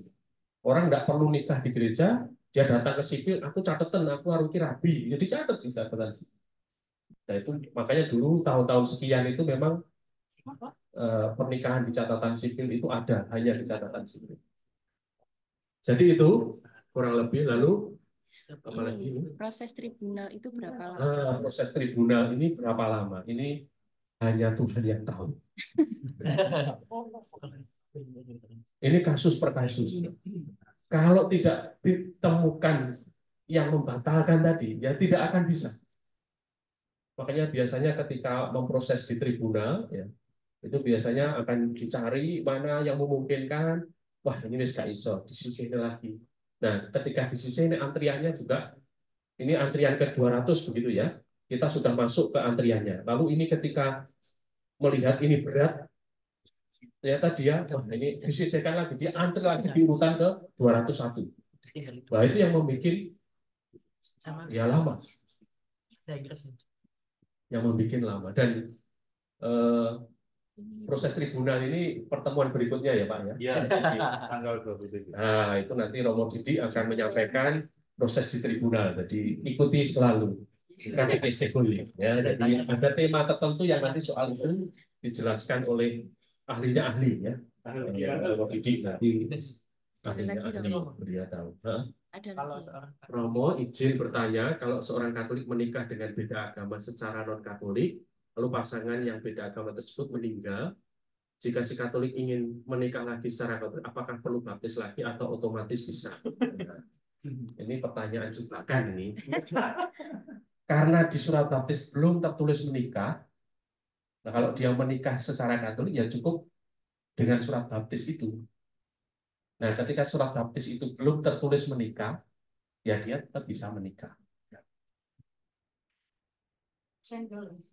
Tetap diakui liber, gitu. Jadi dengan status libernya itu ya dia bisa menikah dengan orang Katolik. Tetapi kalau pernah diketahui menikah sebelumnya, biasanya diminta untuk sakramen tobat dan seterusnya. Tetapi secara hukum dia tidak terhalang apapun. Tetapi kalau dia menipu, artinya dia menikah di agama lain, lalu masih punya pasangan, lalu dia mau menikah lagi dengan orang Katolik, kan secara surat baptis tetap kosong, artinya dia bisa menikah. Jadi dia punya istri di agama lain dan agama Katolik misalnya. Itu juga tidak mungkin. Kenapa? Karena gereja Katolik itu punya aturan harus diumumkan 3 kali. Maka kenapa di pengumuman gereja itu ada pengumuman pernikahan? Artinya apa? Kalau diketahui ya sudah nikah kok, lah itu lapor. Nah, itunya syarat pengumuman 3 kali itu adalah itu. Jadi ketika diumumkan di situ, ya apa namanya? Kalau yang tahu ya harusnya melapor. Memang selama ini itu dianggap administratif ya. Padahal kalau memang tahu betul bahwa pernah menikah harus dilaporkan. Gitu. Lalu selanjutnya dari Yakobus 3. Dipersilakan untuk bertanya. Tepat sekali ya. Ya, baik Romo, selamat malam Bapak Ibu sekalian. Malam. Ya, ini sebetulnya agak hampir sama, cuman ini perkawinannya di luar Katolik ya Romo. Jadi ceritanya ada kasus warga kami itu secara pernikahan sebelumnya memang beliaunya itu Katolik, tapi ketika menikah entah dulunya seperti apa, menikahnya dengan non-Katolik Kristen dan dinikahkan secara Kristen. Namun beliaunya itu masih merasa dan mengakui dirinya itu Katolik, bukan pindah agama gitu Romo ya. Jadi beliaunya itu mungkin selama ini merasa antara ketidaktahuannya atau belum ada yang membimbing. Selama ini ya mungkin masih menerima komuni. Mungkin masih menerima komuni. Ya, tapi akhirnya kami menjelaskan bahwa sebaiknya ketika pernikahan itu tidak disahkan secara Katolik, mohon nanti dikoreksi Romo ya, bahwa seharusnya tidak menerima komuni sebelum pernikahan tersebut disahkan secara gereja. Mohon dikoreksi kalau itu benar atau salahnya Romo. Terus ini kebetulan suami ada itikat untuk menjadi Katolik dan nantinya juga ada keinginan untuk melakukan pembaharuan secara Katolik. Mohon arahan Romo nanti kira-kira apakah hal itu perlu pembaharuan lagi atau prosesnya seperti apa dengan kondisi tersebut. Sehingga kami juga bisa mengarahkan kepada warga kami untuk langkah selanjutnya secara Katolik yang terbaik bagaimana. Ya, Terima kasih Romo. terima kasih Pak. Benar ya yang Bapak sampaikan benar bahwa dia terhalang untuk terima komuni karena melakukan pernikahan di luar gereja. Sehingga secara hukum itu disebut sebagai perzinahan gitu ya, secara hukum karena dia hidup dengan perempuan di luar gereja, di luar perkawinan maksudnya. Nah, itu yang disebut dengan halangan tadi, sehingga memang dia terhalang untuk bisa terima komuni. Lalu, kalau ada keinginan untuk yang tidak Katolik menjadi Katolik, menurut saya dibaharui dulu perkawinannya, sehingga yang Katolik itu bisa segera komuni, dan yang tidak Katolik bisa mengikuti katekumen, karena prosesnya lebih cepat pembaharuan daripada katekumen. Sehingga kalau sudah tanda kutip bahwa yang tidak Katolik ini mau diresmikan atau disahkan secara Katolik langsung saja. Karena kalau soal begitu bisa lebih cepat ya daripada perkawinan pada umumnya. Lalu setelah disahkan secara Katolik, nanti yang tidak Katolik bisa katekumen. Karena katekumen itu prosesnya jauh lebih lama daripada itu. Jadi yang disampaikan betul, dan ya bersyukur kalau umat kita semakin peka dengan itu, sehingga kalau mengetahui ya harus disampaikan supaya kalau dalam bahasa hukum itu efektivitas sakramen itu menjadi benar dan licit ya. Licit itu ya sesuai dengan jalur yang sesungguhnya. Gitu. Begitu Pak, kurang lebih. Jadi kalau mau dimintakan ya Pak, dan harusnya perkawinanmu itu gitu, supaya Bapak bisa langsung komuni gitu. Lalu nanti kalau mau jadi Katolik yang tidak Katolik tadi ya bisa didaftarkan untuk mengikuti katekumen. Dan Bapak Ibu perlu ketahui bahwa katekumen kita di paroki kita itu sudah sangat fleksibel ya. Memang ada katekumen setiap minggu. karena harus klasika ya, pelajaran bersama. Tapi kami tetap menerima katekumen-katekumen yang khusus. Karena setiap minggu mungkin bekerja, sehingga harus hari yang lain, itu silahkan disampaikan. Nanti akan ada dan didampingi oleh katekis-katekis atau pengajar-pengajar yang memungkinkan. Nah, itu yang menurut saya bisa dipakai kalau memang kesulitan, kalau hari Minggu kerja Romo soal ini, ya nanti bisa pakai katekis atau katekis khusus nanti. Begitu, Pak? Nggih, Bu. Nggih, Romo. Apakah ini ada pertanyaan selanjutnya, Romo? Kemarin masih ada pergumulan dari warga kami itu antara nanti suaminya akan ngikut secara lancar, ngikut masuk Katolik atau tidak, itu masih 50-50 gitu ya, Romo ya.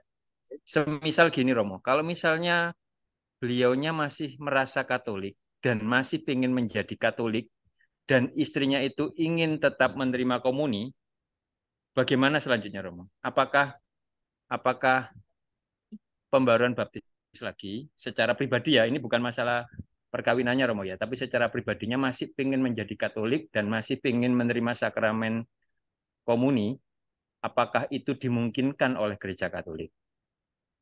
Gitu, Romo. Ya, kalau secara hukum memang dia harus memperbarui perkawinan, itu syarat mutlak. Lalu ketidaksanggupan untuk itu yang akan dilihat. Jadi ketidaksanggupan itu apakah memang pihak yang tidak Katolik itu tidak mengizinkan, bahkan tidak mau, bahkan bersumpah, saya sampai mati tidak akan mau masuk gereja Katolik. Hal-hal begitu itu yang nanti akan dilihat sebagai bantuan pengembalaan untuk mereka yang Katolik itu. Biasanya itu akan didampingi dan akan dilihat. Dilihatnya itu begini. Walaupun kamu tidak komuni, ternyata dia sampai misa harian setiap hari. Berarti kerinduannya itu luar biasa untuk bisa bersatu dengan Yesus. Nah, itu salah satu. Tetapi wis misa minggu saja jarang hadir. Lalu Romo saya rindu mau komuni, itu agak tidak masuk akal. Karena orang yang rindu komuni itu biasanya dia, piye caranya saya bisa misa. Kalau misa hari Minggu rame, dia milih misa harian karena sepi supaya tidak ketahuan banyak orang. Tetapi kerinduannya itu. Jadi ada kerinduan-kerinduan. Nah, itulah yang nanti akan menentukan. Maka memang kasus-kasus semacam ini perlu didampingi. Syukur kalau nanti di tingkat lingkungan, para pengurus lingkungan mulai peka dengan itu nanti akan membantu Romo Paroki. Romo Paroki itu kan jauh ya dari umat tersebut. Kalau umatnya juga tidak terbuka dengan Romo, tidak mau datang ke Romo, ya Romo Parokinya juga tidak tahu. Tapi kalau di lingkungan nanti bisa dibantu, bahkan nanti pengurus lingkungan atau kalinya juga bisa membantu, itu sangat baik. Tapi intinya memang dalam bantuan semacam itu diperlukan kesungguhan pribadi itu untuk ya beneran memang rindu ingin menerima Yesus tadi. Nah, itu yang nanti akan dilihat. Ketika tidak itu seolah-olah seperti apa? Yo lek ditolak yo kak apa Pak, lek diolah yo syukur lah, ini mendingan ditolak saja. Jadi tidak terlalu apa namanya kerinduannya semacam apa, kurang lebih demikian. Itu Pak. Baik, Romo, terima kasih. Mungkin ada pertanyaan sambungan itu tadi, mungkin yang ada pertanyaan juga, kan dia juga mau masuk Katolik juga, kendalanya jauh, itu bisa ikut ada di gereja ada katekumen secara online gitu, bisa nggak? Gitu. Karena jauh. Nah, soal ini yang penting daftar dulu, ya. Yang penting daftar dulu, lalu nanti kita data mana yang reguler, lalu mana yang khusus-khusus tadi. Kalau nanti bahkan sampai diputuskan online, misalkan Zoom atau video call, ya nanti kita lihat sejauh mana itu. Tapi intinya akan dibantu. Karena ya kalau jaraknya jauh, lalu kendaraan tidak memungkinkan, ya nanti kita bantu. Gitu, Pak. Tapi daftar saja, daftar saja. Terima kasih Romo. Untuk selanjutnya dari Yakobus 1. Dipersilakan.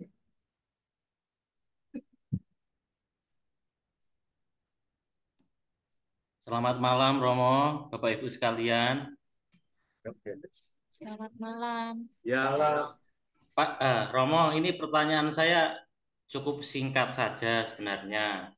Eh, Terkait dengan tadi perkawinan, yang pertama kan antara Katolik dengan Katolik itu dinyatakan sebagai sakramen. Terus kemudian Katolik dengan beda gereja itu sakramen juga. Terus kemudian Katolik dengan beda agama ya kalau nggak salah tadi itu non sakramen. Nah itu derajat keabsahannya bagaimana Romo? Apakah misalkan yang dengan beda agama itu ya sah gitu Romo ya? Begitu Romo pertanyaannya saya. Terima kasih. Ya, kalau secara hukum dua-duanya sama. Jadi yang beda agama pun juga tidak bisa bercerai, ya. Lalu secara legal itu juga tidak ada bedanya. Yang membedakan itu hanya akarnya. Akarnya itu adalah kenapa disebut sakramen? Karena memang ada baptisan di sana. Karena sakramen baptis itulah menjadi pintu untuk bisa menerima sakramen-sakramen yang lain. Maka secara hukum itu tidak ada bedanya ya secara hukum gereja. Tetapi secara iman itu yang membedakan karena akarnya berbeda. Orang yang dibaptis dia tidak hanya hidup untuk dirinya lagi, tetapi dia harus hidup membawa Kristus dalam kesehariannya. Itu yang disebut dengan sakramen. Maka sakramen itu artinya tanda dan sarana kehadiran Allah dalam dunia. Maka ketika mereka menghidupi perkawinan itu dengan sakramen, artinya dia menghidupi Yesus dalam kesehariannya sebagai istri, sebagai suami, sebagai orang tua. Itu maksudnya. Sehingga kalau mau dikatakan perbedaan, ya perbedaannya pada akar. Karena orang yang tidak Katolik atau tidak berbaptis, tentu dia tidak akan menghidupi Yesus karena dia tidak punya akar itu. Apakah agama lain juga bisa membawa kebaikan? Ya tentu bisa, tetapi tentu bukan Yesus itu. Dalam arti ajaran iman kita. Jadi kurang lebih demikian, Pak. Jadi secara hukum tidak ada perbedaan. Jadi walaupun dia menikah dengan agama yang lain, itu tetap tidak bisa diceraikan. Maka yang resiko itu biasanya resiko terbesar bagi umat Katolik sebenarnya. Maka saya bilang kalau kamu menikah dengan orang agama lain, kamu harus hati-hati loh. Karena ketika dia minta cerai, dia bisa nikah lagi. Tapi kamu yang Katolik ini ya harus urus macam-macam dan belum tentu berhasil, tetap tidak bisa menikah. Nah, itu yang memang saya katakan secara praktisnya. Jadi ketika mereka menikah dengan agama lain, saya bilang, kamu yakin dengan pasanganmu? Kalau tidak, kamu ditinggal, dia nikah lagi, kamu tidak bisa menikah. Nah, ini yang perlu menjadi perhatian sungguh, karena kalau tidak, seringkali ya tadi, karena orang sudah mencintai itu kan kadang apa ya gelap mata ya bahasanya. Jadi kadang-kadang itu yang membutuhkan orang tua, membutuhkan orang lain untuk mengatakan bahwa kamu benar ya sama dia, mau ya, dia begini loh ya, kamu mau loh ya, dan seterusnya, dan seterusnya. Itu Pak. Yakobus 1. Ya mau terima kasih. Di mana?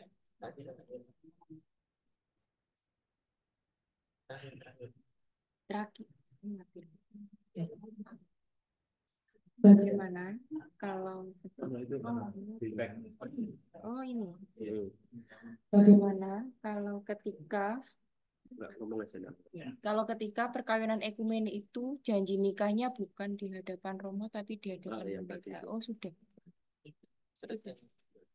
Ya, yang kalau di hadapan pendeta, kalau tidak memenuhi ketentuan tata peneguhan kanonik ya, itu akan mendapat dispensasi peneguhan namanya. Nah, itu yang dimintakan izin nanti. Tapi itu ya akan dilihat lagi apakah tata peneguhan ini sudah dalam tataran yang maksimal atau memang tadi yang saya bilang alternatif. Maka ketentuan-ketentuan yang disebut kemurahan itu karena nggak ada jalan lain, maka kita minta kemurahan, namanya dispensasi. Jadi kurang lebih demikian. Dalam ketentuan KHK itu juga memang mengizinkan memberi izin dispensasi tata peneguhan. Gitu. Baik, terima kasih banyak Romo atas peneguhan yang boleh kita terima bersama tentang perkawinan beda agama dan perkawinan campur. Bahwasanya memang sangat kompleks sekali dalam prosesnya, dalam persiapannya, namun gereja sendiri memberikan dispensasi atau kemurahan bagi mereka yang akan mempersiapkan hal tersebut. Untuk selanjutnya,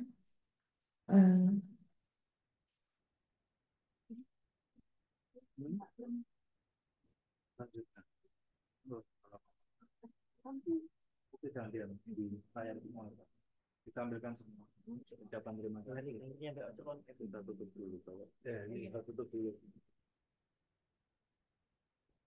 mohon untuk yang di Zoom silahkan on cam.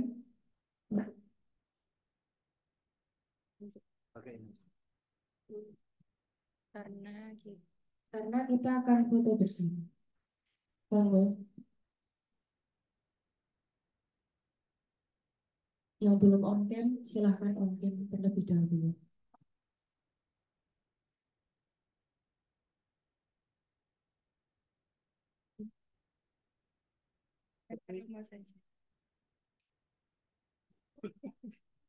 Ya. Langsung ya. Kelihatan enggak kelihatan. Iya.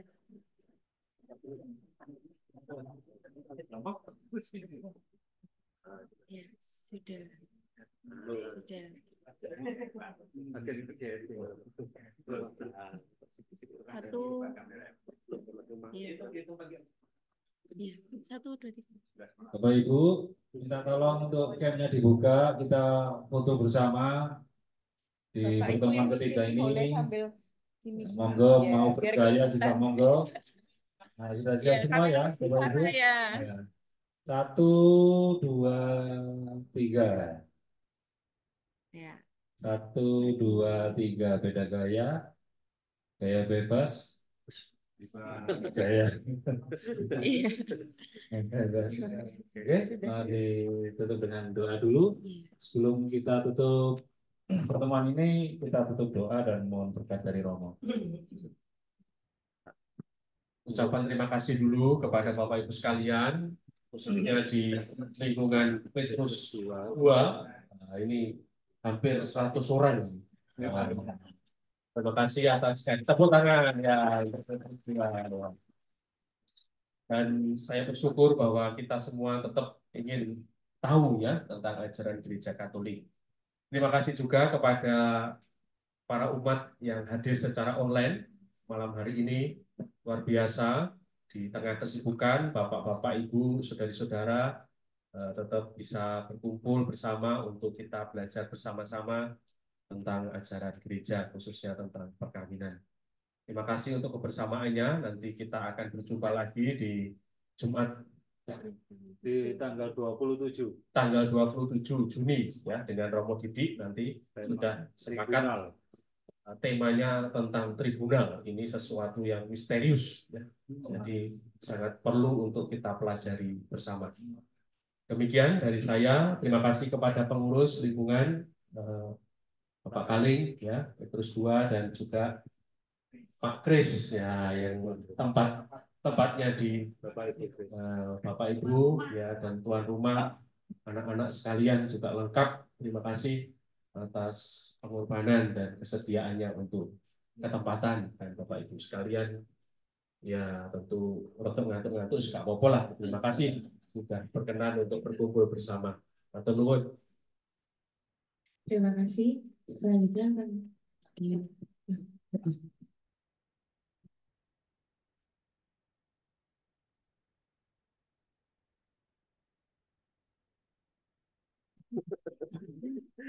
Mohon maaf sambil membelakangi. Mari Bapak dan Ibu sekalian kita berdoa penutup. Dalam nama Bapa, Putra dan Roh Kudus. Amin.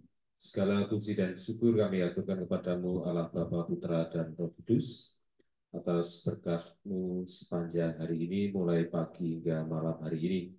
Secara khusus kami mengucap syukur karena pada malam hari ini kami telah Kau kumpulkan secara online maupun offline untuk mengikuti kegiatan KPKC Go Lingkungan di Paroki Sakramen Maha Kudus Surabaya ini.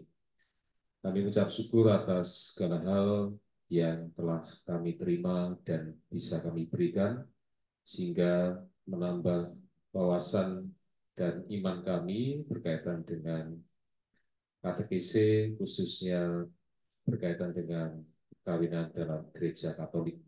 Semoga hal-hal yang boleh kami terima pada malam hari ini semakin menambah keimanan kami, sehingga kami bisa menjadi pewarta bagi sesama kami. Kami juga mohon berkat-Mu agar kami bisa melanjutkan kegiatan kami selanjutnya, juga bagi yang akan beristirahat, semoga esok hari kami diberikan kekuatan dan semangat yang baru untuk melayani.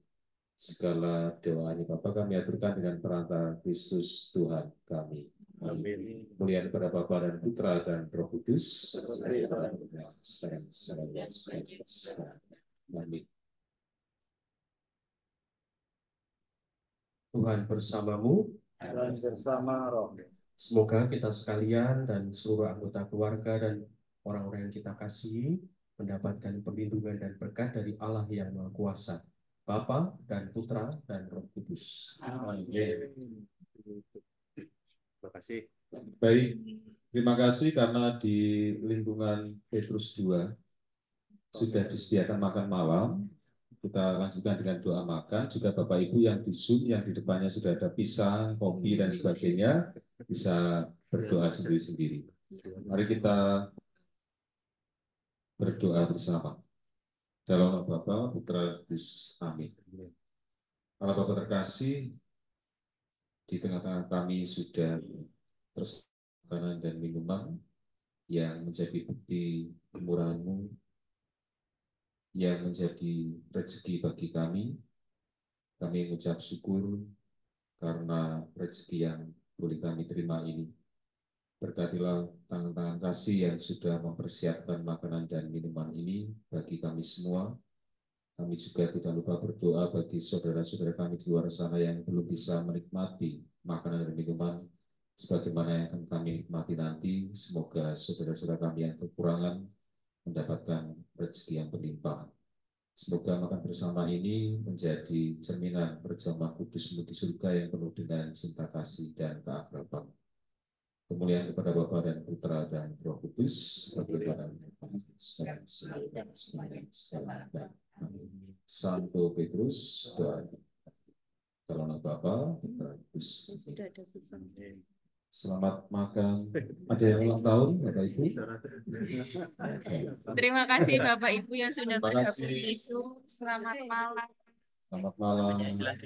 Terima kasih Matur nuwun Romo. Sama singkong gitu ya. Selamat makan. Dari Yakobus 3, apa menunya tolong didekatkan ke kamera. Jagung. Oh, pisang. Ya, silakan doa sebelum makan tahu sama pisang. Cabenya jangan banyak-banyak. Jeruk, oh ya jeruk silakan. Makanan sehat, Pak. Makanan sehat. Ya, selamat makan, Bapak Ibu. Terima kasih, Pak Mul. Terima kasih, Pak Mul. Terima kasih.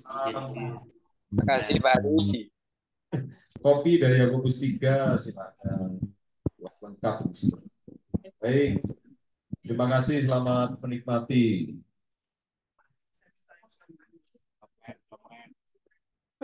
Di sini ada lemet, Pak. Dekatkan Pak lemetnya, Pak. Lemet. Di sini ada lemet. Ya, Pak. Makasih, Pak. Jangan lupa dibungkus, Pak.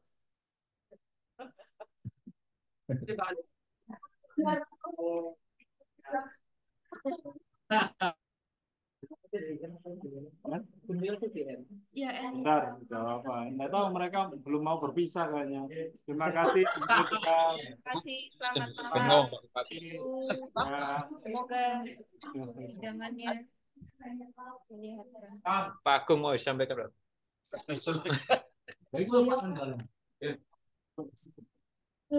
Kami tutup. Terima kasih.